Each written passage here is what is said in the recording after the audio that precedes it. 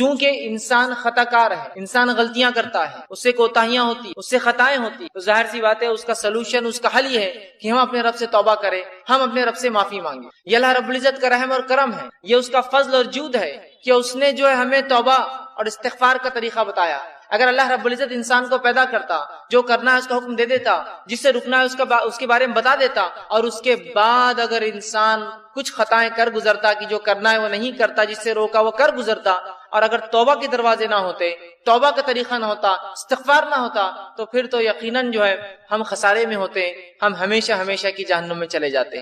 تو توبہ اور استغفار کا جو طریقہ ہے، اللہ رب العزت نے جو حکم ہمیں دیا، یہ جو بات، جو طریقہ ہمیں بتایا ہے، یہ اللہ کی طرف سے اس کا فضل ہے، اس کی رحمت ہے، یاد رکھیے ہم۔ لیکن افسوس کی بات ہے کہ یہ توبہ اور استغفار کا ہم معنی ہی نہیں سمجھتے ہیں، اس کی اہمیت ہمارے زندگیوں میں نہیں ہے، اور ہم صرف یہ سمجھتے ہیں کہ توبہ اور استغفار کا معنی یہ جو بہت خطا کار، بہت گناہ گار ہے وہ کرے، اور باقی لوگوں کے لیے توبہ اور استغفار نہیں ہے۔ جبکہ نبی اکرم صلی اللہ علیہ وسلم اس بات کی وضاحت کر دی۔ جامع ترمذی کی روایت آپ نے فرمایا کہا کل بنی آدم خطاء، آدم کی جو اولاد ہے، چاہے مرد ہو چاہے عورتیں ہیں، وہ سارے کے سارے خطا کار ہوتے ہیں، ہم سب سے غلطیاں ہوتی ہے۔ لیکن آگے فرمایا وخیر الخطائین التوابون، لیکن بہترین خطا کار وہ ہے، خطا کار کرنے میں بہترین شخص تو وہ ہے کہ جو فوراً توبہ کر لے اپنی خطا کے بعد، جو اپنے رب سے جو ہے معافی مانگ لے خطا ہونے کے بعد، وہ بہترین شخص ہے، یاد رکھیے۔ تو نبی اکرم صلی اللہ علیہ وسلم نے وضاحت کر دی کہ خطا کار میں آدم کی اولاد ہے، ہم انسان ہیں، انسان ہونے کے ناطے ہم سے خطائیں ہوں گی، اور بہترین وہ شخص ہے جو جب اس سے خطا ہو جائے تو وہ جو ہے توبہ کر لے اپنی خطاؤں پر، اپنے رب سے جو معافی مانگ لے کہ اللہ مجھ سے خطا ہوئی اور میں معافی چاہتا ہوں۔ تو اس سے پتہ چلا ہم سب خطا کرتے ہیں، اب ایک غلط فہمی یہ ہوتی ہے کہ توبہ صرف وہ شخص کرے جو گناہ کرتا ہے، توبہ صرف وہ شخص کرے جو گناہ کرتا ہے۔ اگر اس بات کو ہم درست مان لیں کہ توبہ صرف وہ شخص کرے جو گناہ کرتا ہے، تو ہم تو دیکھتے ہیں کہ انبیاء علیہ الصلوۃ والسلام نے توبہ کی، جبکہ بہت سی بار وہ تو معصوم ہوتے ہیں، خطائیں گناہ ان سے نہیں ہوتا ہے، تو انبیاء علیہ الصلوۃ والسلام نے توبہ کی۔ قرآن نے تو توبہ کو مومنانہ صفت بتائی، جیسا کہ میں نے آپ کے سامنے تلاوت کی قرآن کی کچھ آیتیں، جس میں سے پہلی آیت سورہ نور سورہ نمبر 24 اس کی آیت میں 31 سے اللہ نے فرمایا وَتُوبُوا إِلَى اللَّهِ جَمِيعًا أَيُّهَا الْمُؤْمِنُونَ لَعَلَّكُمْ تُفْلِحُونَ، اے مومنو تم سب کے سب اللہ سے توبہ کرو تاکہ تم فلاح پاؤ۔ تو یہاں تو توبہ کو مومنانہ صفت بتایا جا رہا ہے، اور ہم غلط فہمی میں جو ہے وہ ہے کہ توبہ تو صرف وہ کرے جو گناہ کرتا ہے، اور جو توبہ کرتا ہے اس کا مطلب اس نے گناہ کیا ہے۔ ایسی بات نہیں ہے، توبہ ایک مومنانہ صفت ہے، اور ایک مومن کو چاہیے چاہے اس سے خطائیں ہو یا خطائیں نہ ہو، وہ اپنے رب سے توبہ کرتا رہے۔ دوسری آیت میں اللہ رب العزت نے فرمایا سورہ تحریم سورہ نمبر 66 آیت نمبر 8 میں فرمایا کہا یا ایھا الذین آمنوا توبوا الی اللہ توبۃ نصوحا، اے وہ لوگوں جو ایمان لائے ہو اپنے رب سے توبۃ نصوحا، سچی توبہ کرو، ایسی توبہ کرو کہ جس کے بعد پھر پلٹ کر تم گناہوں کی طرف نہ جاؤ۔ تو یہاں تو ایمان والوں سے خطاب ہو رہا ہے توبہ کرو، وہاں کہا گیا کہ تم سب مومنو توبہ کرو۔ تو توبہ کرنا مومنانہ وصف اور صفت ہے، یاد رکھیے۔ توبہ کے لیے گناہ کرنا ضروری نہیں، یاد رکھیے، اور توبہ نہیں کرنا یہ شیطان کی صفت ہے، یاد رکھیے۔ پورا تفصیلی واقعہ ہم جانتے ہیں کہ آدم علیہ السلام سے خطا ہوئی کہ اللہ رب العزت نے ایک جھاڑ کا جو پھل کھانے سے منع کیا، آپ وہاں چلے گئے اور وہ پھل کھا لیا، لیکن اس کے بعد فوراً آدم علیہ السلام کو پشیمانی ہوئی، آدم علیہ السلام سمجھ گئے ان سے کیا غلطی ہوئی اور اپنے رب سے معافی مانگ لی، اللہ رب العزت نے معاف کر دیا۔ وہیں شیطان، اس نے آدم علیہ السلام کو بہکایا، اللہ رب العزت نے اسے حکم دیا کہ آدم علیہ السلام کے جو ہے سامنے وہ جھکے، لیکن اس نے جھکنے سے انکار کیا، اور انکار کرنا یہ غلطی اس نے کی، لیکن غلطی کے بعد اپنی غلطی پہ اڑ گیا اور مختلف دلائل اللہ رب العزت کو دینے لگا کہ میں اس سے خیر ہوں، اس کو تو نے جو ہے مٹی سے اور مجھے آنکھ سے بنایا، دلائل دینے لگا، تکبر کیا۔ تو یاد رکھیے توبہ کرنا یہ مومنانہ وصف ہے، آدم علیہ السلام کی صفت ہے، اور تکبر کرنا گناہ کرنے کے بعد توبہ نہیں کرنا، استغفار نہیں کرنا، یہ شیطانی صفت ہے، یاد رکھیے۔ تو جو لوگ استغفار نہیں کرتے اور یہ سمجھتے ہیں صرف توبہ تو گناہگار لوگ کرتے ہیں، وہ در حقیقت شیطانی صفت ان کے اندر آ گئی ہے، اور وہ جو ہے تکبر کر رہے ہیں، وہ اڑ گئے اپنے گناہوں پہ، یاد رکھیے۔ تو اس بات کو سمجھنے کی ضرورت ہے کہ توبہ کرنا، استغفار کرنا یہ انبیاؤں کی صفت ہے، صلحاء نیکوکاروں کی صفت ہے، شہداؤں کی صفت ہے، اور یہ جو ہے اللہ کے نیک بندوں کی اور اللہ کے ولیوں کی صفت ہے، یاد رکھیے، جو اللہ کے دوست ہوتے ہیں۔ تو توبہ کے لیے گناہ ضروری نہیں ہے، بلکہ علماء لکھتے ہیں توبہ اس لیے بھی تو ہو سکتی ہے کہ گناہوں کے خیال سے اللہ ہمیں بچائے رکھے۔ توبہ تو اس کے لیے بھی ہو سکتی ہے کہ ہم جو گناہ کے خیالات لا رہے ہیں یا گناہ کی جو سوچ لا رہے ہیں اس سے بھی توبہ کر سکتے ہیں، اللہ ایسے خیالات بھی مجھ تک نہ آئے، اس لیے کہ سوچ کے بعد ہی انسان کسی چیز کے عمل کی طرف جاتا ہے۔ تو بہرحال توبہ ہمیں کرنا چاہیے، اور ہم کئی واقعات دیکھتے ہیں نبی اکرم صلی اللہ علیہ وسلم کے خود آپ اپنے بارے میں فرماتے ہیں، اور آپ کے تعلق سے حدیث میں آتا ہے، صحیح مسلم کی روایت ہے، ایک حدیث آپ کے سامنے میں نے پڑھی بھی، اور صحیح مسلم کی روایت میں تو یوں الفاظ ہے کہ آپ صلی اللہ علیہ وسلم دن بھر میں 70 سے زیادہ اور 100 مرتبہ ایک روایت میں آتا توبہ کرتے تھے، 70 سے زیادہ اور 100 کے الفاظ بھی، ایک روایت میں 70 اور ایک میں 100 کے الفاظ ہیں کہ 70 سے زائد مرتبہ توبہ اور استغفار، 100 سے زائد مرتبہ آپ توبہ اور استغفار کرتے تھے۔ اب مجھے بتائیے نبی اکرم صلی اللہ علیہ وسلم کیا روز گناہ کرتے تھے جو آپ توبہ استغفار کرتے تھے؟ نعوذ باللہ۔ لیکن یہ تو مومنانہ صفت ہے، آپ امت مسلمہ کو تعلیم اور تربیت دے رہے ہیں کہ تم مجھے دیکھو میں نبی ہونے کے بعد توبہ کرتا ہوں، تو تمہارے لیے تو کتنا لازم ہے کہ تم توبہ اور استغفار کو کثرت اس کو لازم پکڑو۔ نبی اکرم صلی اللہ علیہ وسلم ہر بار نماز پڑھتے ہیں، نماز پڑھ کر مصلیوں کی طرف صحرا پھرتے اور 3 بار، ایک بار اللہ اکبر کہتے بآواز بلند اور 3 مرتبہ کہتے استغفر اللہ استغفر اللہ استغفر۔ تو اگر یہ 3 مرتبہ کو ملا لے تو 5 نمازوں کا 15 مرتبہ تو یہی ہو جاتا۔ آپ 70 سے زیادہ اور 100 مرتبہ کرتے ہیں، اسی لیے کچھ علماء کہتے ہیں کہ ہر نماز کے بعد کم از کم 20 مرتبہ استغفار کرنا چاہیے۔ یہ 3 تو سنتی ہے ذاتی، لیکن اگر 100 کرنا ہے، یاد نہیں ہوتے تو 20 ہر نماز کے بعد بھی یاد رکھ لے تو 100 ہو جاتے ہیں، تو 70 مرتبہ یا 100 مرتبہ توبہ اور استغفار کرتے ہیں۔ لیکن آج ہم نے توبہ اور استغفار نہ اس کا معنی سمجھتے ہیں، نہ اس کی اہمیت سمجھتے ہیں، اور نہ ہی اس کو ایک عبادت سمجھتے۔ توبہ اور استغفار کرنا بھی ایک عبادت ہے، یاد رکھیے، اس لیے کہ انبیاء علیہ الصلوۃ والسلام اللہ کے نیک بندے توبہ اور استغفار کرتے ہیں، تو توبہ کے لیے کوئی گناہ کرنا ہر بار ضروری نہیں، یاد رکھیے۔ اب جو ہے توبہ اور استغفار جو ہے اللہ کے نیک بندوں کی صفت ہے، یاد رکھیے، یہ اللہ کے نیک بندے اچھے لوگوں کی صفت ہے، اور جب وہ اللہ سے توبہ کرتے ہیں، استغفار کرتے ہیں، تو اللہ رب العزت کے وہاں ان کے گناہ معاف ہوتے ہیں اور درجات جو ہے بلند ہوتے ہیں، یاد رکھیے۔ اب آئیے استغفار کسے کہتے ہیں، اس کا معنی کیا ہے؟ تو استغفار کا معنی یہ ہے کہ گناہوں اور لرزشوں سے اللہ کی بخشش طلب کرنا، گناہوں سے اور لرزشوں سے، گناہوں سے اور کوتاہیوں سے جو انسان سے ہوتی ہے، اس سے اللہ سے جو ہے معافی مانگنا، اس سے استغفار کہتے ہیں۔ جیسا مجھ سے کوئی گناہ ہو گیا اور میں کہوں اللہ تو مجھے معاف کر دے اس گناہ کے لیے، یہ ہوا استغفار۔ مجھ سے کوئی لرزش ہو گئی، میں اللہ سے دعا کرتا ہوں اللہ مجھے جو ہے فلاں لرزش کے لیے معاف کر دے، یہ ہوا استغفار۔ اور توبہ کا معنی ہوتا ہے عربی زبان میں رجوع کرنا، پلٹنا، واپس آنا۔ جیسا کوئی انسان کسی طرف نکل جائے اور پھر لوٹے، اس کو کہتے توبہ۔ مطلب کہ کوئی انسان اللہ کے بتائے گئے طریقے کو چھوڑ کر کوئی ایسا کام کرے کہ جو حکم دیا گیا اسے چھوڑ دے، یا جس سے منع کیا اسے کر لے، اور اس کے بعد وہ کہ اللہ میں توبہ کرتا ہوں، مطلب میں واپس تیرے طریقے پہ آتا ہوں جس غلط طریقے پر میں چلا گیا تھا، تو اسے کہتے توبہ۔ تو توبہ کا معنی ہوتا ہے پلٹنا، لوٹنا، واپس اللہ کی طرف رجوع کرنا۔ استغفار کا معنی ہوتا ہے اللہ سے اپنے گناہوں کی بخشش طلب کرنا۔ اگر دونوں کو ملا لیا جائے تو یہ معنی ہوگا کہ کوئی شخص اگر گناہ کرتا ہے، جب وہ اپنے گناہوں سے رجوع کرتا ہے، گناہوں سے جو ہے پلٹتا ہے، اسے توبہ کہتے ہیں، اور جب پلٹنے کے بعد اللہ سے دعا کرتا ہے اللہ مجھے معاف کر دے، وہ استغفار ہوتا ہے۔ جب انسان گناہوں سے پلٹتا ہے اور رب سے دعا کرتا ہے معافی کی، تو پلٹنا توبہ ہے اور دعا کرنا معافی کی استغفار ہے۔ یا دوسرے الفاظ میں جب انسان استغفار کرتا ہے، اللہ سے اپنے گناہوں کی بخشش طلب کرتا ہے اور واپس پلٹتا ہے، مطلب وہ گناہ کو چھوڑ دیتا ہے، تو یہ ہوتا ہے استغفار اور یہ ہوتا ہے توبہ۔ تو دونوں کا بہت گہرا تعلق ہے، یاد رکھیے، توبہ اور استغفار۔ اس لیے کہ جب انسان توبہ کرتا ہے، رب کی طرف پلٹتا ہے، تو اس کے لیے طریقہ استغفار کا اختیار کرتا ہے، معافی مانگتا ہے، اور جب معافی مانگتا ہے تو گناہ کو چھوڑ کر واپس لوٹ آتا ہے اپنے رب کے راستے کی طرف، رجوع کر لیتا ہے۔ تو توبہ اور استغفار یہ ہے کہ گناہ کرنے کے بعد واپس پلٹنا، اور واپس پلٹ کے اپنے گناہوں کی معافی مانگنا، پلٹنا واپس توبہ اور معافی مانگنا ہے استغفار۔ تو جب دونوں ساتھ اس آئے تو اس کا معنی انسان نے واپس رجوع کیا اپنے گناہ سے، اور رب سے معافی بھی اس نے مانگ لیا، یہ معنی ہوگا دونوں جب ایک ساتھ استعمال ہوں گے۔ اب آئیے توبہ کرنے والوں کی، استغفار کرنے والوں کی 3 قسمیں ہوتی ہیں جو قرآن سے ہمیں پتہ چلتی ہے۔ پہلی قسم وہ ہے جو وہ شخص ہوتے ہیں، جو وہ لوگ ہوتے ہیں جو عذاب الہی سے ڈر کر توبہ کرتے ہیں۔ پہلی قسم ان لوگوں کی ہے جو عذاب الہی سے ڈر کر توبہ کرتے ہیں، ٹھیک، کہ جو اللہ کا عذاب ہے، جہنم کی جو وعید سنائی جاتی ہے، اور قرآن حدیث میں جو مختلف عذابات دنیا اور آخرت کے آتے ہیں، جب انسان گناہوں میں جاتا ہے، تو جو انسان اللہ کے عذاب سے ڈر کر توبہ کرتا ہے اسے صاحب توبہ کہتے ہیں۔ مطلب وہ شخص توبہ کا حامل ہے، صاحب توبہ ہے، اور یہ مومنوں کی صفت ہے، یاد رکھیے۔ توبہ کرنا کس کی صفت ہے؟ مومنوں کی صفت ہے۔ توبہ کرنا گنہگاروں کی صفت نہیں ہے۔ گناہگار تو گناہ پہ اڑ جاتا ہے، اس کو اسی لیے تو گناہگار کہا جاتا ہے۔ مومن گناہوں پہ اڑتا نہیں، توبہ کرتا ہے، اس لیے تو مومن کہلاتا ہے۔ تو توبہ مومنوں کی صفت ہے، یاد رکھیے۔ اور پہلا وہ شخص ہے، توبہ کی جو پہلی قسم ہے کہ انسان اللہ سے توبہ کرے گناہوں اور عذاب کے ڈر سے کہ اللہ عذاب دینے والا ہے، اور یہ مومنانہ صفت ہے۔ اس کے تعلق سے سورہ نور اللہ نے فرمایا کہا وَتُوبُوا إِلَى اللَّهِ جَمِيعًا أَيُّهَا الْمُؤْمِنُونَ، اے مومنوں تم سب کے سب اللہ سے توبہ کرو۔ تو یہاں پتہ چلا توبہ کس کی صفت ہے؟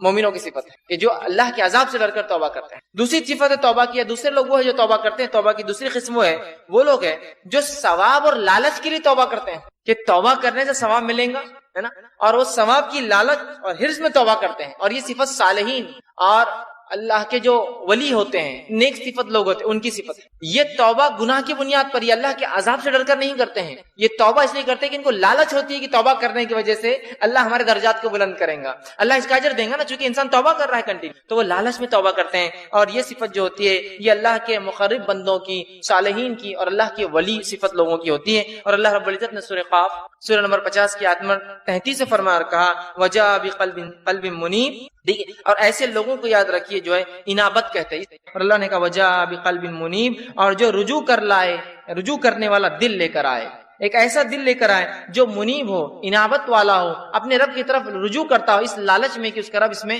گناہ کی وجہ سے نہیں ثواب دیں گا۔ ٹھیک، تو یہاں کا وہ شخص جو اللہ کے پاس لائے ایک رجوع کرنے والا دل، یہ صالحین اور اللہ کے مقرب بندوں کی صفت ہے۔ تیسری قسم توبہ کی وہی ہے جو لوگ کرتے ہیں، وہ لوگ ہیں جو محض اللہ کی اطاعت میں توبہ کرتے ہیں، گناہ بھی نہیں کرتے، لالچ میں بھی نہیں، اللہ کی اطاعت میں توبہ کرتے ہیں، جن کے اندر انبیاء اور مرسلین ہیں، اللہ کے نبی اور رسول ہے، جو گناہ بھی نہیں کرتے ہیں، عذاب کے ڈر سے نہیں بھی کرتے ہیں، بلکہ وہ جو لوگ ہوتے ہیں وہ اس لیے توبہ کرتے ہیں کہ اللہ کی اطاعت ہے، اللہ نے حکم دیا توبہ کا، اس لیے ہم توبہ کر رہے ہیں۔ اور یہ اللہ کے انبیاء کی اور جو ہے مرسلین جس کو کہیں رسولوں کی جو ہے صفت ہے، اور اس کو جو ہے اوبا کہتے ہیں، اوبا کہتے ہیں عربی میں، جس کے تعلق سے قرآن نے فرمایا سورہ صاد کہ وہ جو ہے نہ گناہ کرتے ہیں نہ ثواب کی لالچ، بس اللہ کی اطاعت میں، کہ اللہ نے حکم دیا توبہ استغفار کا، وہ کثرت سے توبہ استغفار کرتے تھے۔ جیسے خود نبی اکرم صلی اللہ علیہ وسلم کی صفت میں نے آپ کے سامنے رکھی، آپ 70 سے زائد یا 100 مرتبہ تک ہر روز جو ہے توبہ کرتے تھے۔ اب آئیے توبہ اور استغفار جو ہے ہم کوشش کریں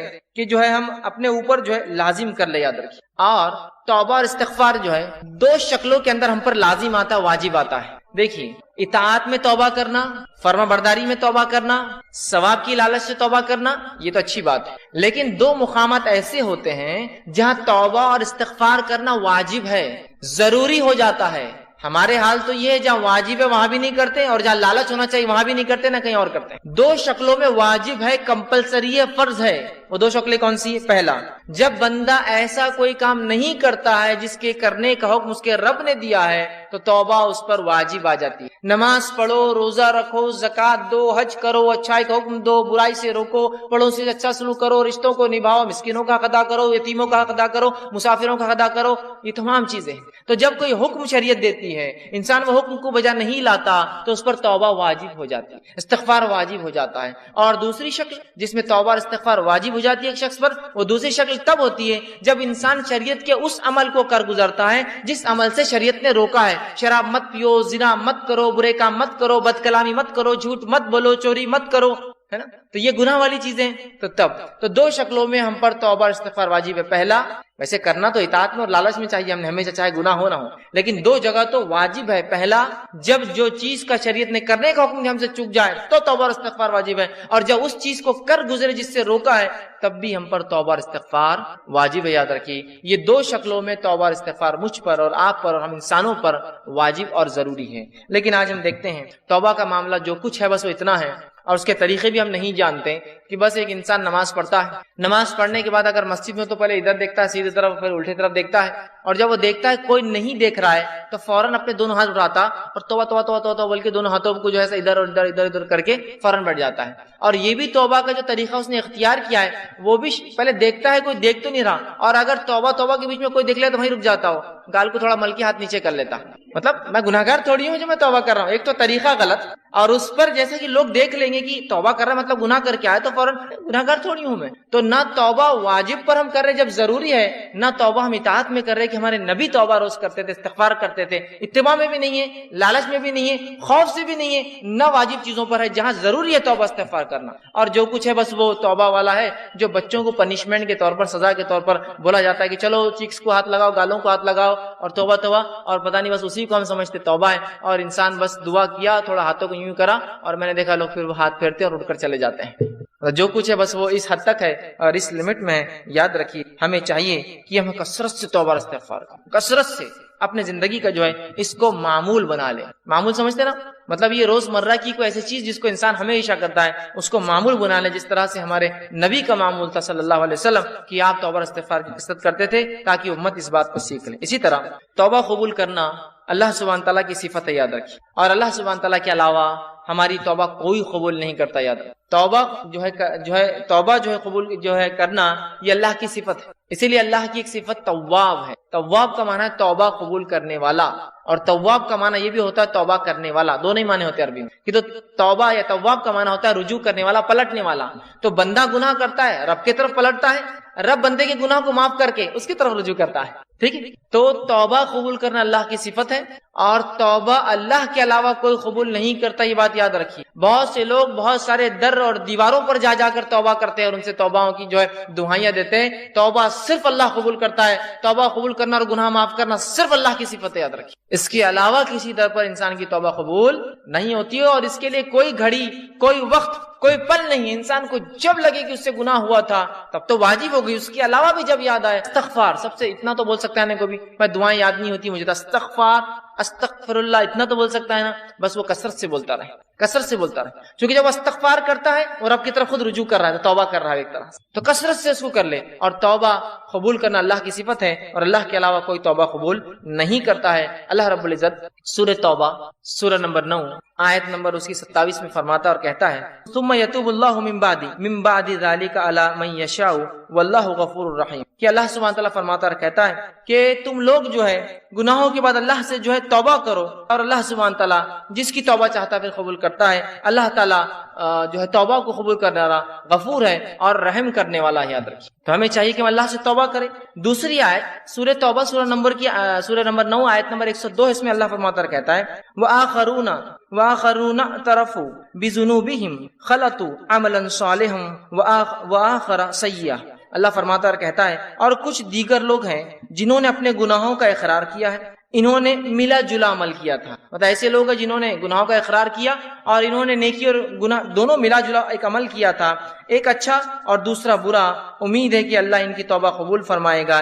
یقین اللہ بہت بخشنے والا اور رحم کرنے والا ہے. تو جب انسان سے کوئی عمل ہوتا ہے جس میں اچھائی اور برائی انسان دونوں کرتا ہے، نیکی اور بدی دونوں کرتا ہے، تو رب کی طرف وہ رجوع کرے، رب سے وہ توبہ کرے، اور رب انشاءاللہ عزیز اللہ کو ہم توبہ قبول کرنے والا اور معاف کرنے والا ضرور پائیں گے. اسی طرح سے سورہ توبہ سورہ نمبر 9 کی آیت میں 104 میں اللہ نے فرمایا اور کہا، الم یعلم ان اللہ هو یقبل التوبۃ عن عباده ویأخذ الصدقات وان اللہ هو التواب الرحیم. کہ اللہ سبحانہ وتعالی فرماتا الم یعلم، کہ اس بات کا تم علم حاصل کر لو، اس بات کو تم جان لو کہ وہ اللہ ہی ہے جو تمہاری توباؤں کو قبول کرتا ہے اور تم سے صدقات کو قبول کرتا ہے. اور اللہ تعالیٰ بہت توبہ قبول کرنے والا اور بہت رحم کرنے والا ہے. تو اللہ ہی جو توبہ قبول کرتا ہے، اللہ ہی ہمارے صدقات کو قبول کرتا ہے، اور اللہ توبہ قبول کرنے والا اور اپنے بندوں پر رحم کرنے والا ہے. یاد رکھیں. اسی طرح ہم دیکھتے ہیں توبہ اور استغفار اتنی اہم چیز ہے کہ انبیاء علیہ السلام نے اپنی قوموں کو توبہ اور استغفار کی دعوت دی.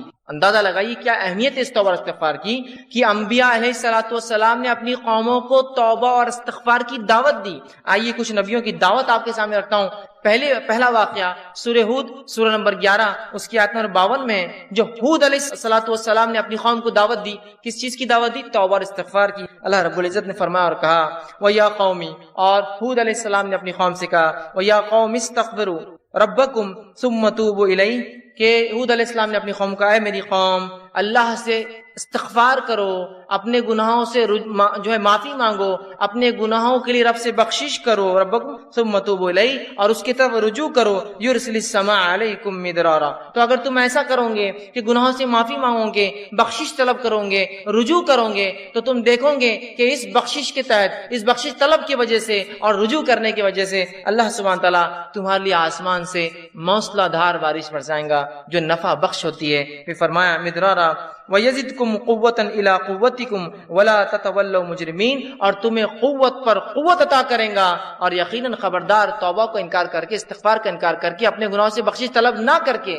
مجرموں میں شامل نہ ہو جانا. تو یہاں ہود علیہ السلام اپنی قوم کو دعوت دے رہے ہیں، اور قوم کو دعوت دے کر بتا رہے ہیں توبہ کے بارے میں، اور کہہ رہے ہیں اے میری قوم توبہ کرو، استغفار کرو، رب کی طرف رجوع کرو، تو تم پاؤں گے کہ تمہیں اللہ رب العزت آسمان سے بارش برسائیں گا اور قوت میں اضافہ دیں گا، تمہاری زیادتی کر دیں گا، تم پہ قوت پر قوت عطا فرمائیں گا.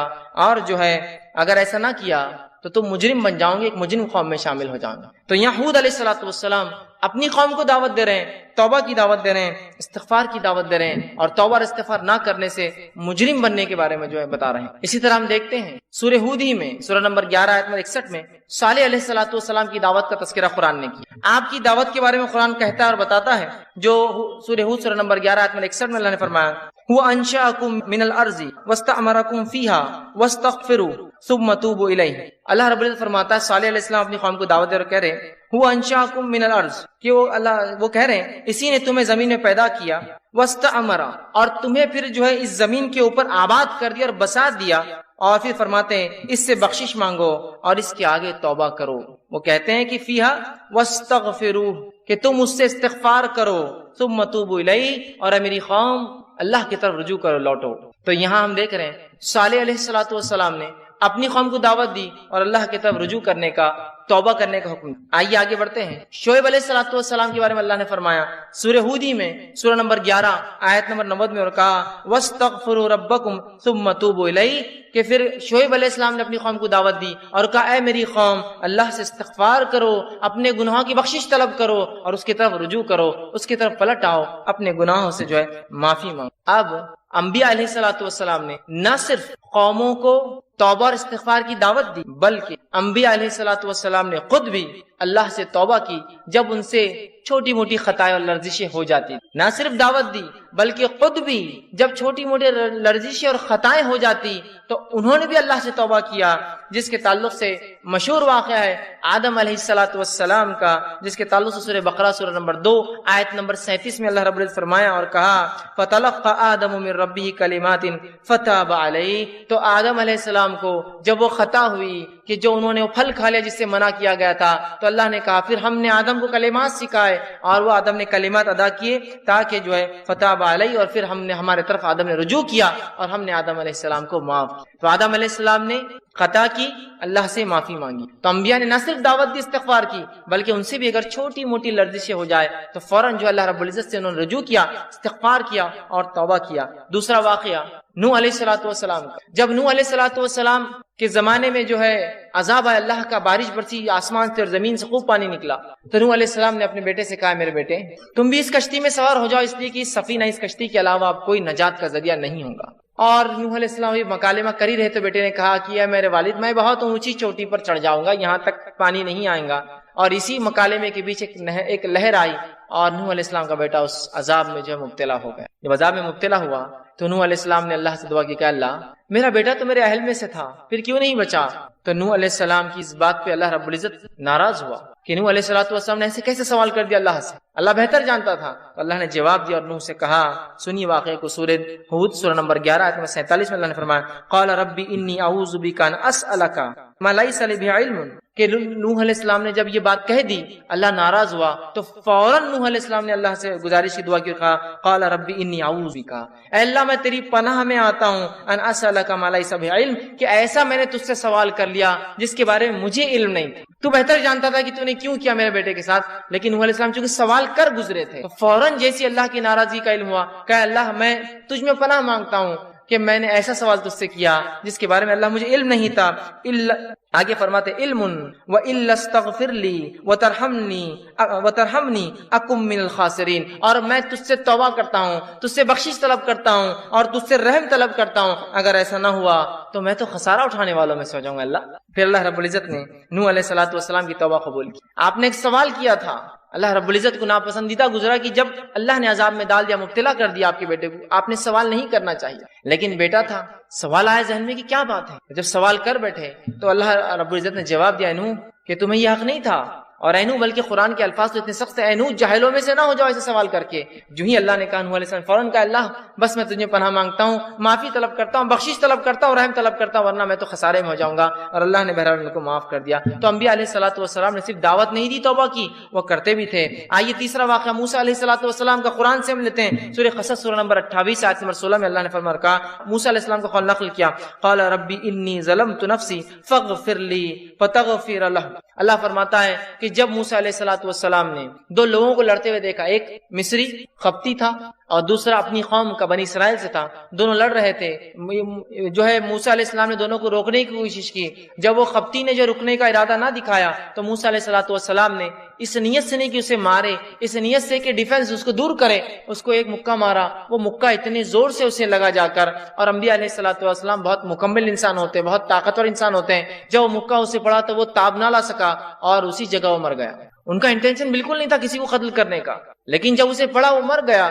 اور جو کچھ واقعہ جو ہی آپ سے یہ خطا ہوئی، فوراً رب سے جو ہے موسیٰ علیہ السلام توبہ کی اور کہا قال ربی انی ظلمت نفسی، اے اللہ یہ تو میں بچانا چاہ رہا تھا لیکن میرے ہاتھ سے یہ قتل ہو گیا، میں نے اپنے نفس سے ظلم کر لیا کہ انسان کو مار کر مجھ سے خطا ہوگی کہ میرے ہاتھ سے مر گیا. نفسی فاغفر لی، تو اللہ مجھے معاف کر، میری بخشش کر. دیکھیے فاغفر لی، میری بخشش کر تو. اور اللہ نے فرمایا فغفر لہ، تو ہم نے اسے معاف کر دیا، اس لیے کہ اس سے معافی. تو اس سے ایک بات یہ بھی پتہ چلتی ہے، اگر آپ انٹینشنل بھی کوئی کام کرے جو غلط ہو جائے، کسی کو نقصان پہنچ جائے، اس کے لیے بھی اللہ سے توبہ کرنا پڑے گی. انٹینشنلی آپ کا مقصد نہیں تھا، کسی کو آپ ہٹا رہے تھے، بھائی صاحب تھوڑا ہٹ جائیے، وہ گر گیا، ضرور اللہ سے معافی مانگی، اللہ میرا ارادہ نہیں تھا لیکن پھر بھی وہ گر گیا. سمجھ رہے آپ؟ انٹینشنل تھا. موسیٰ علیہ السلام تو صرف ڈیفنس بچا رہے تھے، الگ کر رہے تھے دو لوگوں کو، اور اس میں روکنا چاہتے تھے صرف روکنے میں، لیکن اس انسان کو اتنا بھاری پڑا وہ مکہ کی عمر گیا اس تو فوراً توبہ کی اور اللہ نے ان کی توبہ کو قبول کیا. تو ہم دیکھ رہے ہیں جو ہے انبیاء علیہ السلام نہ صرف توبہ کی دعوت دیتے بلکہ توبہ کیا بھی. آئیے ایک اور واقعہ سنیے قرآن سے. موسیٰ علیہ السلام کا واقعہ ہی ہے. موسیٰ علیہ السلام نے اللہ سے ضد کی اور کہا اللہ میں دیکھنا چاہتا ہوں. آپ اللہ نے کہا موسیٰ تم نہیں تاب لا پاؤں گے. کہا نہیں پھر بھی میں کوشش کروں. اچھا کل اچھا ٹھیک ہے، میری ایک تجلی جو ہے اس پہاڑ پر ظاہر ہوں گی، اگر تم وہ تجلی نہیں اس پہاڑ کو دیکھ پائے، جب میری تجلی اس پر طاری ہوں گی تو تم مجھے دیکھ پاؤں گے. پھر کہا ٹھیک ہے، اور جو ہی تجلی کا ایک حصہ اس پہ آیا وہ پہاڑ ریزہ ہو کے برباد ہو گیا اور موسیٰ علیہ السلام بے ہوش ہو کے گر گئے. جب ہوش میں آئے تو اللہ نے واقعہ بیان کیا سورہ اعراف سورہ نمبر 7 کی آیت نمبر 143 میں. اور آپ نے موسیٰ علیہ السلام اللہ سے دعا کی اور کہا فلما افاقا، جب رفاقہ ہوا، ہوش میں آئے تو فوراً کہا افاقا قال سبحانک تبت الیک وانا اول المؤمنین، اے اللہ میں تیری طرف رجوع کرتا ہوں، تجھ سے توبہ کرتا ہوں کہ میں نے ایک ایسا تجھ سے جو ڈیمانڈ کر لیا، سوال کر لیا جو نہیں کرنا چاہیے تھا، اور میں سب سے پہلے ایمان لانے والوں میں سے، میں سب سے پہلے ایمان لانے والوں میں. تو یہاں آپ دیکھ رہے ہیں، ہم دیکھ رہے ہیں کہ موسیٰ علیہ السلام نے بھی اللہ رب العزت سے توبہ کی، استغفار کیا. تو توبہ اور استغفار نہ صرف انبیاء نے دعوت دی بلکہ ان کی صفت بھی ہے، اور ایسے بہت سارے واقعات، اتنا وقت نہیں ہے کہ میں تمام واقعات انبیاء کی رکھوں. آئیے توبہ اور استغفار کے فائدے کیا ہوتے ہیں. اگر انسان توبہ کرتا ہے، استغفار کرتا ہے تو کیا بینیفٹس اس کو ملتے ہیں اس چیز کے، وہ بھی ہم دیکھتے ہیں. چلیے آئیے. اللہ رب العزت سے جب ایک بندہ توبہ کرتا ہے، استغفار کرتا ہے، تو بہت سارے دنیا کے فائدے اور بہت سارے آخرت کے فائدے اٹھاتا ہے. یہ فائدوں کو میں اس لیے رکھ رہا ہوں جس کو فضائل کہتے ہیں. یہ فضائل جاننے سے انشاءاللہ عزیز ہمارے دل میں ایک جذبہ پیدا ہوگا توبہ اور استغفار کا. اور نہ صرف ہم اپنے گناہوں پر توبہ اور استغفار کریں گے جو کہ ہم بھول چکے ہیں، توبہ اور استغفار اپنے گناہوں پر بھی، بلکہ ہم گناہوں کے علاوہ بھی توبہ اور استغفار کو اپنے زندگی کا معمول بنا لیں گے انشاءاللہ. تو آئیے کچھ فضائل دیکھتے ہیں توبہ کے. پہلا فائدہ توبہ کا وہ یہ ہے کہ جو لوگ توبہ کرتے ہیں، اللہ سے اس کی طرف پلٹتے استغفار کرتے ہیں، وہ اللہ کے محبوب ترین بندے ہیں، پسندیدہ لوگ ہیں. اور اللہ رب العزت قرآن میں فرماتا ہے سورہ بقرہ سورہ نمبر 2 آیت نمبر 222 میں اللہ فرماتا ہے اور کہتا ہے ان اللہ یحب التوابین ویحب المتطہرین، اللہ توبہ قبول کرنے والوں کو، رجوع کرنے والوں کو، گناہوں سے پلٹنے والوں کو، اور پاکیزہ رہنے والوں کو، صاف ستھرے رہنے والوں کو پسند کرتا ہے. تو توبہ کرنے کا پہلا فائدہ اللہ کی محبت انسان کو حاصل ہوتی ہے اور اس کے محبوب بندوں میں اس کا شمار ہوتا ہے، اس لیے کہ اللہ محبوب کو رکھتا ہے، پسند کرتا ہے توبہ کرنے والوں. دوسرا فائدہ توبہ کرنے کا جو کہ انسان کو ملتا ہے وہ کیا ہے؟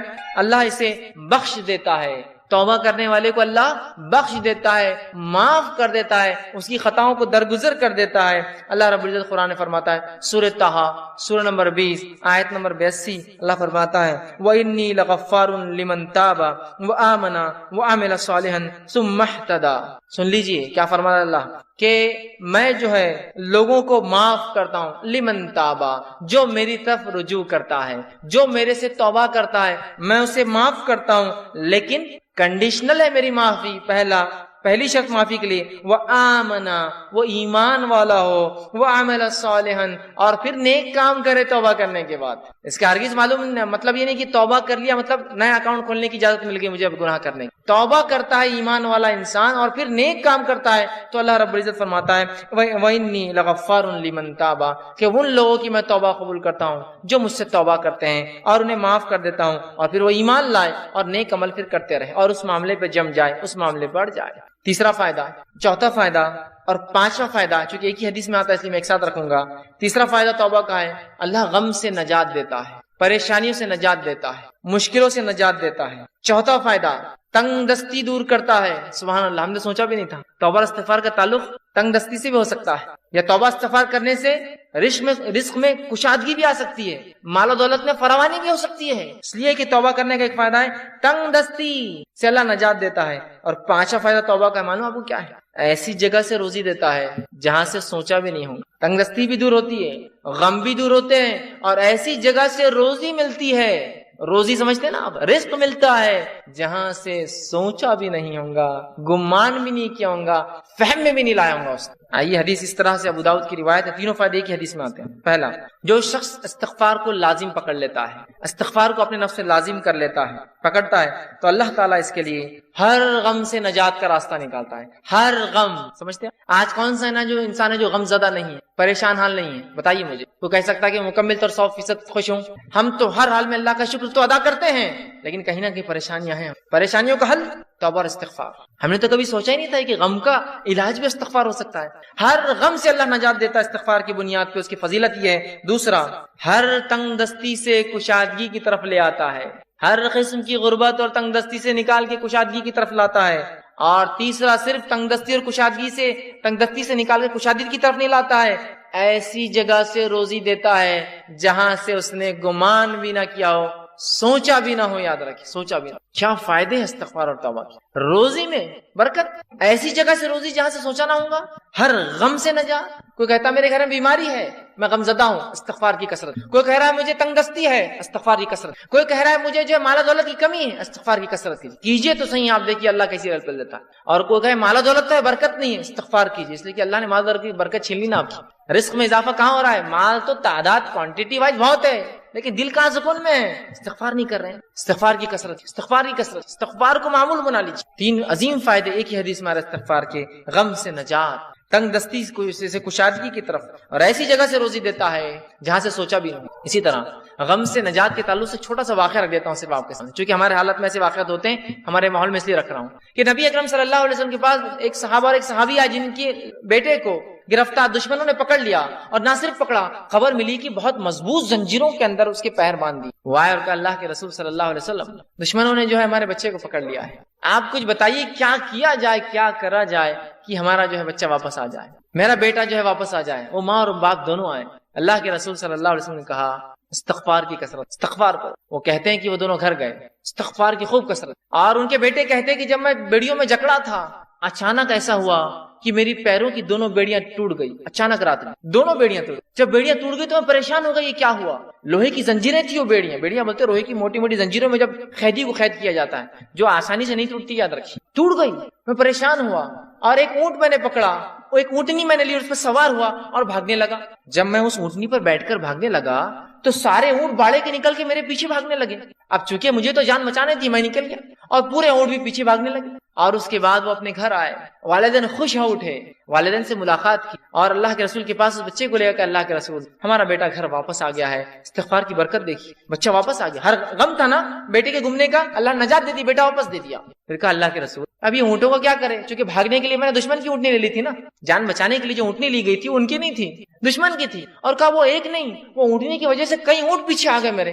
تو اللہ کے رسول نے کہا یہ رزق ہے جو اللہ نے تمہیں دیا بغیر سوچے کہ، مطلب ایسی جگہ سے دیا جو تم استعمال کرو ان اونٹنیوں کو اور ان اونٹوں کو، اور ان کو سارے اونٹ دے دیے۔ دیکھیے نا، ایک تو نجات ملی استغفار سے، اور دوسرا رزق بھی مل گیا جہاں سے سوچا بھی نہیں تھا، دشمن کا رزق، مطلب دشمن کے پاس کی چیز گھر آ گئی اپنی۔ کتنے فائدے نا استغفار کی۔ آئیے استغفار کے اور فائدے سمجھیں۔ چھٹا، ساتواں، آٹھواں، نواں فائدہ ایک ہی آیت کے اندر آتا ہے، اس لیے 4 فائدے رکھ رہا ہوں۔ چھٹا فائدہ بہترین اللہ موسلادھار بارش برساتا ہے استغفار کی کثرت سے. اسی طرح مال میں اضافہ کرتا ہے اللہ جو ہے استغفار کی کثرت سے اور توبہ کی کثرت سے. اولاد میں ترقی دیتا ہے اللہ استغفار اور توبہ کی کثرت سے.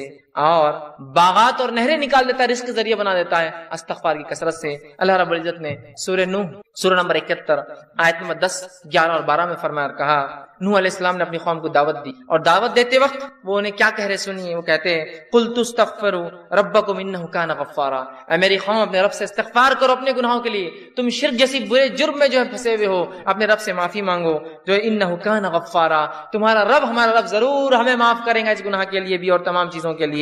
یرسل السماء علیکم مدرارا، اور جب تم توبہ کرو گے تو آسمان سے موسلا دھار بارش برسائیں گا جو نفع بخش ہوتی ہے نقصان دہ نہیں ہوتی. یرسل السماء علیکم مدرارا، کس وجہ سے؟ ایمان لانے کے بعد اگر استغفار کرو گے تو آسمان سے بہترین موسلا دھار بارش برسائیں گا. پھر فرمایا وَيُمْدِدْكُمْ بِأَمْوَالٍ وَبَنِينَ، اور تمہیں مال میں، دیکھیے مال کا سیدھا لفظ ہے، رزق کا لفظ ہے، رزق میں مال اولاد سب آتا ہے. وَيُمْدِدْ، تمہیں بڑھاوا دیں گا، مالم و بنین، مال میں روپیے اور پیسے میں، اور لڑکوں میں اضافہ کریں گا تمہارے. ہے نا، انسان کیا چاہتا ہے اپنے لیے؟ تو کہا تم چاہتے ہو نا رب سے اولاد اور لڑکے، تو اس میں اضافہ کریں گا تمہارے. تو جو لوگ بے اولاد ہو استغفار کی کثرت، بارش نہیں ہو رہی ہے استغفار کی کثرت، چونکہ نوح علیہ السلام کہہ رہے ایمان کے بعد استغفار کرو گے تو بارش برسائیں گا، مال و دولت میں اضافہ کریں گا، اولاد عطا فرمائیں گا تمہیں. ٹھیک. پھر فرمایا وَيَجْعَلْ لَكُمْ جَنَّاتٍ وَيَجْعَلْ لَكُمْ أَنْهَارًا، اور تمہارے لیے بہترین باغات میسر کر دیں گا، اور صرف باغات نہیں بہترین نہریں جاری کر دیں گا کہ نہ صرف کھیتی ہو، پانی والی کھیتی ہے تمہیں عطا فرمائے. 4 فائدے دیکھیں استغفار کے کیسے ایک ہی ساتھ آ رہے ہیں. بارش کا بہترین برسنا.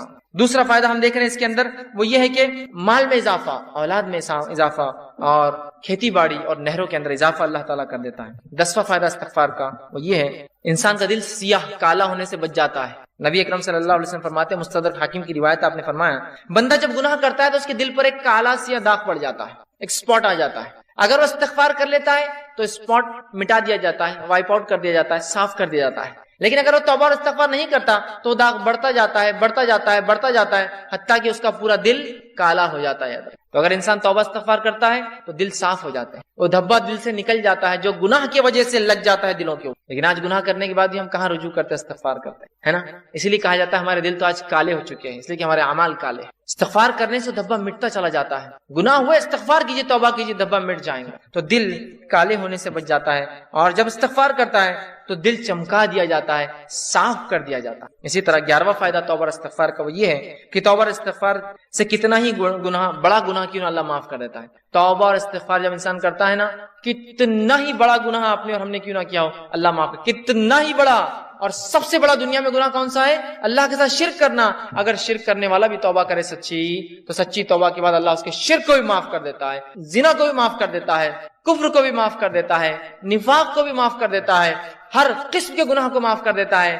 اور نماز اگر چھوڑتا ہے، تارک الصلاۃ، نماز چھوڑنے والا، تو اس کے گناہ معاف ہو جائیں گے. لیکن توبہ سچی ہو، اور توبہ کی شرائط میں بہرحال انشاءاللہ آگے آؤں گا. لیکن جو بات آیت گزری آگے وہ یہ ہے کہ ایمان لانے کے بعد عمل صالح پڑ جائے، یہ توبہ کی شرائط ہے. ورنہ یہ نہیں کہ توبہ کر لی اور اگلا گناہ کرنا پھر شروع کر دیا. گناہ کرنے سے ہر گناہ کی معافی، توبہ کرنے سے ہر گناہ کی معافی ملتی ہے، ہر گناہ کی. شرط یہ ہے کہ موت سے پہلے یا قیامت کی کوئی بڑی علامت آنے سے پہلے یہ کر لیا جائے، موت سے پہلے. اس لیے کہ آپ نے حدیث فرمایا جب خرخراہٹ کی آواز گلے میں شروع ہوتی نا، نزات کی حالت، موت سے قریب خر آواز آتی ہے گلے سے، انسان مرنے کے قریب ہوتا ہے، تو تب کی گئی توبہ قبول نہیں ہوتی. اس لیے کہ فرعون نے بھی توبہ کی تھی جب وہ غرق ہو رہا تھا، صحیح بخاری کی روایت، غرق ہو رہا تھا، موت دیکھ چکا تھا، توبہ کی، اللہ نے توبہ قبول نہیں کی اور ڈوب کو مارا گیا. کیوں؟ تو ڈوبتے وقت کہا میں ایمان لایا موسیٰ اور ہارون کے رب پر، کام نہیں آئی. لیکن توبہ، تو اس سے پہلے کہ موت آئے توبہ کر لے، یا کوئی علامت آ جائے قیامت کی، توبہ ضروری یاد رکھے. ہر گناہ کی توبہ اللہ معاف کرتا ہے، لیکن زندگی میں یاد رکھیں مرنے سے پہلے اور نجات کی حالت، مطلب مرنے کے بعد اور نجات کی حالت سے پہلے اگر توبہ نہ ہوئی تو پھر توبہ کی گنجائش. جو گناہ ہم سے ہوا ہو، کتنا ہی بڑا کیوں نہ ہو، سچی توبہ اپنے رب سے کیجیے. یاد رکھیں توبہ تو نصوحہ کیجیے، انشاءاللہ عزیز ہمارا رب کو ہم پائیں گے کہ وہ ہر گناہ کو معاف کرتا ہے. آئیے 12واں فائدہ، سچی توبہ کرنے سے ایک ایسا عظیم فائدہ ہے. سنیے، سچی توبہ کرنے سے اللہ گناہوں کو بھی نیکی میں تبدیل کر دیتا ہے. سبحان اللہ. ایسا کہیں ہوتا ہے کسی کا آپ نے نقصان کیا، نقصان کرنے کے بعد معافی مانگی اور اس نے اتنے نقصان کے بدلے آپ کو کچھ عطا کر دیا. ہوتا یہ کہ معافی دے دے تو بڑی بات ہے، نہیں تو چیز بھر کی بھی دینا پڑتی، معافی مانگنا پڑتی، زندگی بھر کی دشمنی بھی رہتی. باقی گناہوں کو نیکی میں تبدیل کرنے اگر توبہ سچی ہو تو.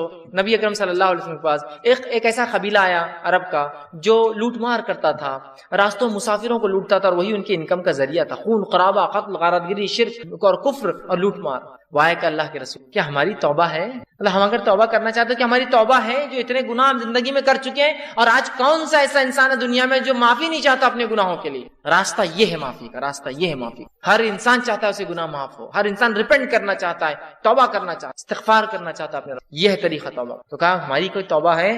اللہ رب العزت نے ایک پوری طویل آیت نازل کی کہ وہ لوگ جو کفر کرتے ہیں، قتل کرتے ہیں، ٹھیک ہے، اور جو ہے اسی میں جو کفر اور شرک اور قتل و غارت گری میں ان کی موت آ جاتی ہے، تو اللہ ان سے عذاب کو نہیں ہٹائیں گا۔ لیکن آگے فرمایا جو کہ جو ہے آیت اس طرح سے اللہ فرماتا ہے الا من تاب وعمل عملا صالحا فاولئک یبدل اللہ سیئاتہم حسنات وکان اللہ غفورا رحیما۔ اللہ نے فرمایا الا من تاب، ان گناہوں کے بعد اگر کوئی توبہ کر لے، شرک کیا تھا، قتل کیا تھا، جو کچھ کیا تھا، اگر توبہ کر لے، وآمنا، اور پہلی شرط ایمان لائے، اور الحمدللہ ہم تو مسلمان ہیں تو ایمان والے ہم ہیں ہی۔ اس کے بعد دوسری شرط وعمل عملا صالحا، اور اس کے بعد نیک کام شروع کر دے، عمل صالحا، فاولئک، تو اللہ پھر اس عمل کے بدلے کی ایمان والا ہے، سچی توبہ کیا، اولئک یبدل اللہ سیئاتہم، تو اللہ بدل دیں گا ان کے گناہوں کو حسنات، نیکیوں کے اندر، سبحان اللہ۔ اور آگے فرمایا وکان اللہ غفور الرحیم، اور اللہ تعالیٰ تو معاف کرنے والا اور رحم کرنے والا ہے۔ تو گناہ بھی نیکی میں تبدیل ہو سکتے ہیں اگر سچی توبہ انسان کی۔ اسی طرح ابن ماجہ کی روایت ہے، آپ صلی اللہ علیہ وسلم فرماتے کہتے ہیں اگر تم اس قدر گناہ کرو کہ تمہارے گناہ آسمان تک پہنچ جائے، لیکن ان حدیثوں کو بالکل رائٹ کانٹیکسٹ میں لیجیے، بالکل صحیح معنوں میں لیجیے۔ یہ حدیث دلیل نہیں ہے گناہ کرنے کی، جو ہو جاتے ہیں اس کی معافی کی دلیل ہے، یاد رکھیں رائٹ کانٹیکسٹ۔ تو اللہ کے رسول فرماتے ہیں کہ اگر تمہارے گناہ آسمانوں تک بھی اگر چھوں گے، ٹھیک ہے، اگر تم اس قدر گناہ کرو کہ تمہارے گناہ آسمانوں تک پہنچ جائیں گے، پھر تم توبہ کر لو تو اللہ تمہاری توبہ کو قبول کریں گا۔ اگر کسی انسان نے ایسے بھی گناہ کیے ہو جو آسمانوں تک چھو رہے جا کر، لیکن وہ اللہ کی ذات سے ان گناہوں پہ کبھی نا امید نہ ہو، یاد رکھیں، بلکہ اگر سچی توبہ کرتا ہے تو انشاءاللہ عزیز اپنے رب کو وہ توبہ قبول کرنے والا اور معاف کرنے والا ضرور پائیں گا، لیکن توبہ سچی ہو، اس کے شرائط کے ساتھ، یاد رکھیں۔ چلیے آئیے آگے 13ویں چیز، 13واں فائدہ جو ہم توبہ کا فائدہ اٹھاتے ہیں اور جو ہے استغفار کا، آدمی سچی توبہ کی وجہ سے جنت کا مستحق بن جاتا ہے، سچی توبہ کی وجہ سے جنت کا مستحق بن جاتا ہے۔ اللہ رب العزت نے سورہ تحریم سورہ نمبر 66 آیت نمبر 8 میں فرمایا یا ایھا الذین آمنوا توبوا الی اللہ توبۃ نصوحا، اے وہ لوگوں جو ایمان لائے ہو اللہ سے سچی توبہ کرو، سچا رجوع کرو، سچے ڈھنگ سے اس کی طرف پلٹو اور گناہوں سے اپنی معافی مانگو، تو نصوحا عسى ربکم ان یکفر عنکم سیئاتکم، تو ہو سکتا ہے تمہارا رب پھر تم سے تمہارے گناہوں کی مغفرت کر دے، اس کا کفارہ کر دے، اسے معاف کر دے، سیئاتکم ویدخلکم جنات تجری من تحتها الانہار، اور تمہیں ایسی جنتوں میں داخل کر دے جس کے نیچے ندیاں نہریں بہتی ہیں۔ توبہ کرنے کا فائدہ، انسان جنت کا مستحق بن جاتا ہے۔ 14واں اور آخری فائدہ جو آج میں رکھوں گا توبہ کا وہ یہ ہے، جب انسان سچی توبہ کرتا ہے، سچے طور سے ندامت ہوتا ہے، توبہ کرتا ہے، تو جو ہے اللہ رب العزت جو ہے اس سے خوش ہوتا ہے۔ انسان جب توبہ کرتا ہے تو اللہ خوش ہوتا ہے، ناراض نہیں ہوتا۔ ہاں ناراض تو ان سے ہوتا ہے جو گناہ کرے اور اڑ جائے اس پر، لیکن جو توبہ کرتے ہیں اللہ خوش ہوتا ہے۔ حدیث کے الفاظ اس طرح سے ہیں جو توبہ کے بارے میں نبی اکرم صلی اللہ علیہ وسلم فرماتے ہیں کہ اللہ خوش ہوتا ہے، اور حدیث اس طرح سے ہے جو صحیح بخاری کی روایت ہے، آپ صلی اللہ علیہ وسلم فرماتے ہیں کہ اللہ اپنے بندے کی توبہ پر ایسا خوش ہوتا ہے، جب بندہ توبہ کرتا ہے اللہ ایسا خوش ہوتا ہے جیسے کہ ایک شخص سفر پر نکلا ہو، مسافر ہو، سفر کر کے چل جا رہا ہو، اور ایک جگہ اپنے اونٹ کو باندھے اور لیٹ جائے ریگستان کے بیچ میں، اور جب وہ جاگے تو اس کا اونٹ چلا جائے، وہ تھوڑا نکل کر ڈھونڈتا ہے اپنے اونٹ کو، اس کا اونٹ اسے نظر نہیں آتا، تو پھر وہ واپس آتا ہے اور سوچتا ہے کہ اب ریگستان میں گھوم کے مرنے سے اچھا ہے جہاں لیٹا تھا اس چھوٹے درخت کے نیچے لیٹ جاؤں تو مجھے موت آ جائے، کیونکہ اب ریگستان میں اونٹ گھومنا مطلب موت ہے اور کوئی راستہ نہیں۔ وہ آ کر لیٹ جاتا ہے، اور جب لیٹ جاتا ہے تھوڑی دیر بعد دیکھتا ہے تو اس کا اونٹ پورے مال کے ساتھ جوں کا تو کھڑا ہے۔ ایک تو ریگستان، اس پر اکیلا مسافر، اور اس پر اونٹ کا واپس آنا، یہ بہت تعجب کی بات ہے۔ جو لوگ عرب ہیں وہ جانتے ہیں، جو لوگ اونٹ پالتے ہیں وہ جانتے ہیں اونٹ کبھی زندگی میں پالتو نہیں ہوتا۔ اس لیے حدیث میں آپ نے فرمایا قرآن جو شخص حفظ کرتا ہے اسے پکڑ کر رکھے، اس لیے کہ قرآن کا حفظ ایسے ذہن سے نکلتا ہے جیسے اونٹ مالک سے نکل کر بھاگ جاتا ہے۔ ایک اونٹ کو آپ 100 سال پالیے، 100 سال بعد رسی ایک بار کھلی چھوڑیے، ایسے بھاگے گا کہ کبھی واپس لوٹ کر نہیں آئے گا، لیکن اس کا اونٹ واپس مال کے ساتھ آ جاتا ہے۔ اس سے بڑی خوشی کی بات کیا، اور وہ خوشی سے جھوم اٹھتا ہے اور کہتا ہے خوشی میں اے اللہ میں تیرا رب اور تو میرا بندہ، خوشی میں، کیونکہ اس کو سمجھتا نہیں کیا بولوں اس خوشی کے اندر، تو کہتا ہے اللہ میں تیرا رب اور تو میرا بندہ۔ اس آدمی سے بھی زیادہ اللہ خوش ہوتا ہے جب کوئی شخص توبہ کرتا ہے۔ اس آدمی سے بھی زیادہ اللہ خوش ہوتا ہے جب کوئی شخص توبہ کرتا ہے. دیکھ رہے ہیں آپ توبہ کیا فضیلت. اللہ خوش ہوتا ہے توبہ کرنے والوں سے اور بہت ناراض اور غضبناک ہوتا ہے, عذاب نازل کرتا ہے جو گناہوں پہ گناہ کرتے ہیں. اور انسان ہونے کے ناطے کیا گناہ ہم سے نہیں ہوتے, کیا گناہ نہیں ہوتے ہماری آنکھوں سے, ہمارے ہاتھ سے, ہماری زبان سے, ہمارے کانوں سے, ہمارے جسم سے. لیکن رب سے ہم فوراً کر لیں استغفر اللہ استغفر اللہ, پتہ نہیں کیا ہو گیا, کوئی چیز نقصان پہنچ گیا, کسی جانور کو نقصان پہنچ گیا, کسی انسان کو پہنچ گیا ہوں, میں نہیں جانتا ہوں, میری گاڑی کہیں کھڑی تھی, کسی کو تکلیف ہو گئی ہوں گی, استغفار کا ورد کر رہا ہوں, استغفر اللہ, ہو گیا گناہ معاف. آئندہ وہ غلطی نہیں کرنا چاہیے, لیکن انون, ہم کو نہیں پتا ہم سے کیا ہو رہا ہے, کتنی خطائیں غلطیاں ہو جاتی ہیں, بس ورد کرتے رہیے, اپنے ایک معمول بنا لیں ہم. تو آپ صلی اللہ علیہ وسلم فرماتے اس سے زیادہ اللہ خوش ہوتا ہے اس آدمی سے جب کوئی انسان اپنے رب کی طرف رجوع کرتا ہے اور توبہ کرتا ہے, پلٹتا ہے, گناہوں سے معافی مانگتا ہے. ابن القیم رحمہ اللہ جو ہے کتاب ہے ان کی لکھی مدراج سالکین, اس کے اندر بہت اچھی بات نقل کرتے ہیں. انشاءاللہ اس کتاب کا میں پورا وہ پریفیس, وہ جملہ آپ کے سامنے نقل کرتا ہوں. وہ لکھتے ہیں اور کہتے ہیں توبہ کے بارے میں کہ توبہ ہی دین کی حقیقت ہے. وہ لکھتے ہیں اور کہتے ہیں, فرماتے ہیں, آپ نے فرمایا اور کہا, فرماتے ہیں کہ دین اسلام کی حقیقت, توبہ دین اسلام کی حقیقت ہے اور سارے کام, سارا دین توبہ میں داخل ہے. توبہ اتنی اہم چیز ہے کہ سارے کام اور سارا دین توبہ میں داخل ہے. یہی وجہ ہے کہ توبہ کرنے والا اس بات کا مستحق ہے کہ اللہ تعالیٰ کا وہ دوست قرار دیا جاتا ہے, کیونکہ اللہ تعالیٰ توبہ کرنے والوں اور پاک صاف رہنے والوں کو دوست رکھتا ہے. کہ تو اللہ جس سے محبت کرتا ہے مطلب وہ اللہ کا دوست ہے نا. توبہ کرنے والوں سے اللہ محبت کرتا ہے مطلب اللہ کے دوست ہے. اس کا مطلب توبہ دین کا بہت اہم حصہ, بلکہ وہ کہتے ہیں بلکہ مکمل دین اسلام مکمل توبہ کے اندر ہے. پھر وہ آگے لکھتے ہیں اللہ تعالیٰ اپنے ان بندوں سے محبت رکھتا ہے جو اس کام کو بجا لائے جس کا اس نے حکم دیا ہے, اور اسے ترک کرے, ان کاموں کو چھوڑ دے جس سے اس نے منع فرمایا ہے. تو گویا توبہ کا مفہوم یہ ہے کہ جن کاموں کو اللہ تعالیٰ نے ظاہری اور باطنی طور پر ناپسند فرمایا ہے, فرماتا ہے انسان ان سے رجوع کرے, توبہ کرے, کرتے ہوئے ایسے کاموں کو اختیار کرے جنہیں اللہ تعالیٰ ظاہری اور باطنی مطلب اوپنلی اور کلوزلی, چھپا ہوا سیکرٹلی اس کو پسند کرتا ہے. فرماتا ہے اس اعتبار سے توبہ ایک جامع لفظ ہے اور اسلام, ایمان اور احسان اس توبہ میں مکمل طور سے داخل ہے, اور یہ تمام مقامات کا احاطہ کیے ہوئے. اسی لیے یہ ہر مومن کے مقصود کی ابتدا بھی ہے کہ وہ توبہ کرے, اور انتہا بھی ہے, خاتمہ بھی اسی پر ہو کہ وہ توبہ کرے. اسی مقصود کی خاطر مخلوق کو جود بخشا گیا, اور توحید اسی کا ایک جز ہے بلکہ عظیم جز ہے. پھر آگے لکھتے ہیں اکثر لوگ توبہ کی قدر و منزلت اور اس کی حقیقت سے آگاہ نہیں ہوتے. علم اور عمل اور حال کے اعتبار سے توبہ کرنا تو بہت دور کی بات ہے. اللہ تعالیٰ توبہ کرنے والوں سے اسی لیے محبت رکھتا ہے کہ ساری مخلوق میں وہی ہے جو اس کے خاص بندے ہیں. توبہ کرنے والے خاص بندے ہیں, گناہ گار تو سارے ہی ہیں, خاص ہیں. اگر توبہ اسلام کے تمام احکام اور ایمان کے کامل حقائق کی جامع نہ ہوتی تو اللہ تعالیٰ اپنے بندے کی توبہ پر اس قدر مسرت کا اعلان نہ کرتا. اگر توبہ بہت اہم چیز نہ ہوتی تو وہ حدیث میں وہ نہیں آتا کہ ایک آدمی جس طرح سے خوش ہوتا ہے اللہ ویسا خوش ہوتا ہے.